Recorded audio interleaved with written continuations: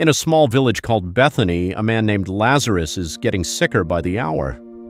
His sisters, Mary and Martha, have watched him decline for days, and they know exactly who to send for. Jesus has stayed in their home before. He calls Lazarus his friend. A message reaches Jesus. "Lord, the one you love is sick." It's about Lazarus, his close friend in Bethany. Jesus is close enough to reach him in time. Instead, he stays exactly where he is for 2 more days on purpose. This is one of the hardest stories in the Bible to sit with, honestly, because Jesus does not rush. He tells his disciples the sickness will not end in death but is for God's glory, and then he simply waits. 2 full days while a friend he loves is dying. When Jesus finally says it's time to go back to Judea, his disciples push back. "Rabbi, the people there just tried to stone you, and now you want to go back?" Thomas says something remarkable. "Let us also go that we may die with him." They think this trip could get them all killed. By the time Jesus finally sets out and reaches Bethany, it's too late by every human measure. Lazarus has been dead 4 days. He's already sealed in a tomb. The mourning has already begun. Martha meets him on the road before he even reaches the house, and she does not hide what she's feeling. "Lord, if you had been here, my brother would not have died." It's grief and confrontation in the same breath.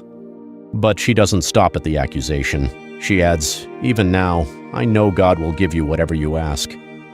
Grief and faith held together in the same sentence, without pretending either one away. Jesus answers her with the words this whole story turns on. "I am the resurrection and the life. The one who believes in me will live, even though they die." He is not just claiming to heal the sick. He's claiming to be the source of life itself. Then Mary comes out and says almost the exact same thing Martha said, surrounded by mourners weeping. And here's what happens next. Jesus doesn't lecture her. Jesus doesn't remind her that he's about to fix this. Jesus wept. Sit with that for a second. Jesus already knows what he's about to do. He knows Lazarus is about to walk out of that tomb alive. And he still weeps anyway because the grief in front of him is real, even though the ending isn't finished yet. Jesus orders the stone rolled away. Martha objects, practical to the end. "Lord, by now there will be a bad smell. He's been in there 4 days." Jesus reminds her of what he already told her. "Didn't I say you would see the glory of God if you believed?" Jesus prays aloud, thanking the Father, not asking for anything new, just acknowledging out loud what's about to happen. Then he calls into the darkness of the tomb, "Lazarus, come out." And Lazarus walks out. Still wrapped in the grave clothes, hands and feet bound in strips of linen, but alive, walking, breathing. 4 days dead, and now standing in the daylight. Jesus' next instruction is easy to miss but worth sitting with. Take off the grave clothes and let him go. He didn't just resurrect Lazarus and leave him bound.